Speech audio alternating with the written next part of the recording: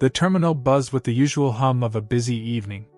Luggage wheels clicked against polished tiles, announcements echoed overhead, and the faint aroma of coffee and pretzels drifted from the food stalls.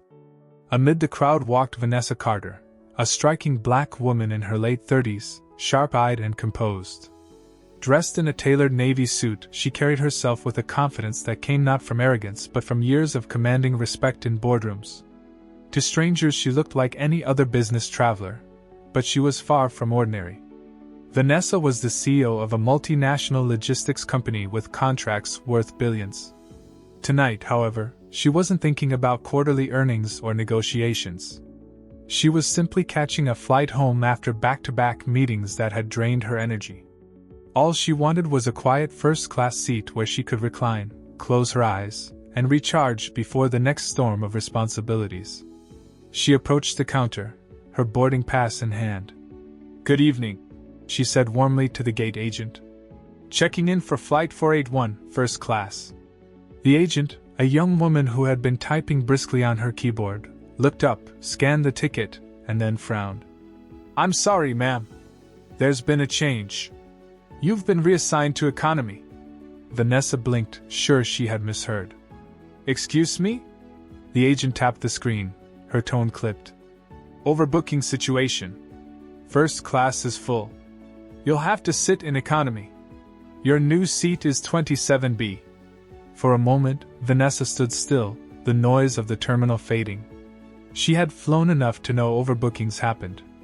But something in the woman's tone, the dismissive edge in her eyes, stirred unease. She pulled herself taller, keeping her voice even. "There must be a mistake.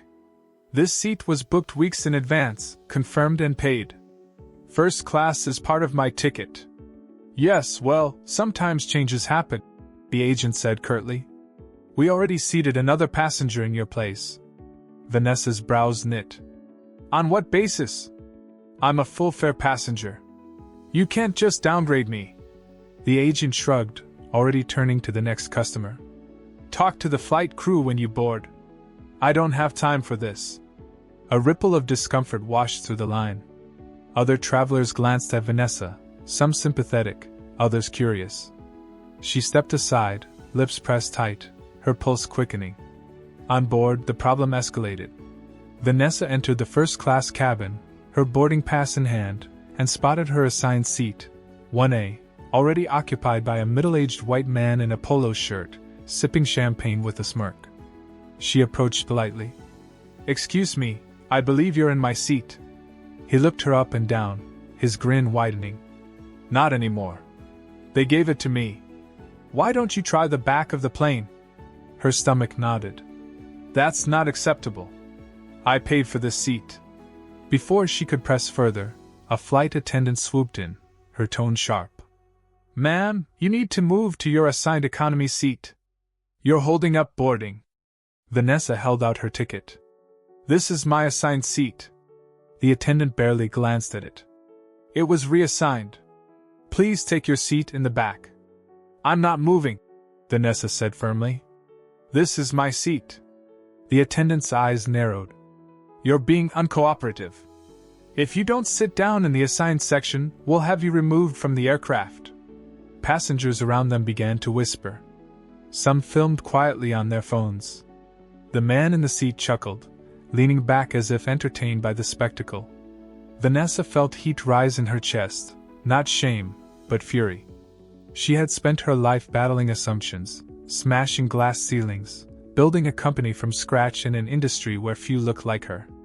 And here, at 35,000 feet, she was being told she didn't belong in a seat she had rightfully earned. She took a deep breath, steadying her voice. "You are making a mistake. I am not moving to economy," the attendant snapped. "Then you can leave the aircraft." Vanessa stared at her, then at the smirking passenger, and finally at the other travelers watching the scene unfold. Her mind raced, the injustice clawing at her. She could feel every eye on her, every whispered judgment about whether she was being difficult, or whether she was standing her ground. And then, in that instant, she made her decision. She reached into her bag, pulled out her phone, and dialed a number she rarely used, one reserved for emergencies, one that carried the weight of her authority. Her voice was calm, cold, steady. "This is Vanessa Carter. I need to issue an immediate hold on Flight 481. The attendant blinked. "Excuse me?" Passengers leaned forward, phones raised higher. Vanessa locked eyes with the crew. "You just refused me the seat I purchased. You just humiliated me in front of this entire cabin. And what you clearly don't realize," she paused, her voice dropping lower, more powerful, "is that I am the chief executive officer of the very company that provides half this airline's cargo logistics. I hold the contracts that keep these flights supplied and operational. And until I say otherwise, this plane isn't going anywhere." The air turned electric. Passengers gasped. The man in 1A shifted uncomfortably, his smugness fading. The flight attendant's face drained of color. Within minutes, the captain emerged from the cockpit, confusion etched across his features. "What seems to be the problem here?" Vanessa turned to him, her voice steady. "The problem is your crew refused me my rightful seat in first class, reassigned me without cause, and attempted to eject me when I protested. I am Vanessa Carter, CEO of Global Trans Logistics. As of this moment, I've ordered an audit of every contract your airline holds with my company. Unless this situation is corrected immediately, your flight will not depart." A stunned silence followed. Then murmurs rippled through the cabin. "She's the CEO? She can actually stop the flight?" The captain's jaw tightened. He glanced at the trembling flight attendant, then at the pale man in seat 1A. "Sir, you'll need to vacate this seat immediately." The man stammered. But... "No," the captain barked. The passenger rose reluctantly, mumbling under his breath, as Vanessa slid gracefully into her seat. The cabin erupted in applause. The captain turned to her, his voice quieter now. "On behalf of the airline, I deeply apologize. I'll be filing a full incident report. This never should have happened."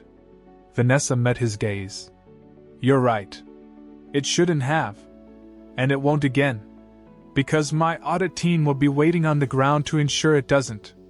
The flight attendant's hands shook as she tried to compose herself, but the damage was done. Passengers glared, whispering words like "racist," "disgraceful," and "fired." The rest of the flight was thick with tension. Vanessa reclined finally, her phone resting on the armrest, her mind still burning. Not with anger now, but with resolve. Because it wasn't just about her seat. It was about dignity, respect, and power, the kind of power that comes when someone underestimated refuses to stay silent. When the plane landed, a team of executives and auditors were already waiting at the gate. Word had traveled fast. Contracts were frozen, investigations launched, and within days, disciplinary actions swept through the airline's ranks. For the crew who had humiliated her, it was the end of the line. For the industry, it was a lesson: never assume who someone is based on the color of their skin, the sound of their voice, or the assumptions in your head. And for every passenger on that flight, it was a story they would retell for years. The night a black woman stood her ground at 35,000 feet and brought an airline to its knees with one phone call. Because respect isn't given, it's demanded. And when it's denied, the consequences can be powerful enough to ground an entire plane. If you felt the weight of this story, don't let it stop here. Share it so others can see the strength that comes from standing tall against injustice. Hit the like button, subscribe, and join us for more powerful stories where truth and dignity always rise above prejudice.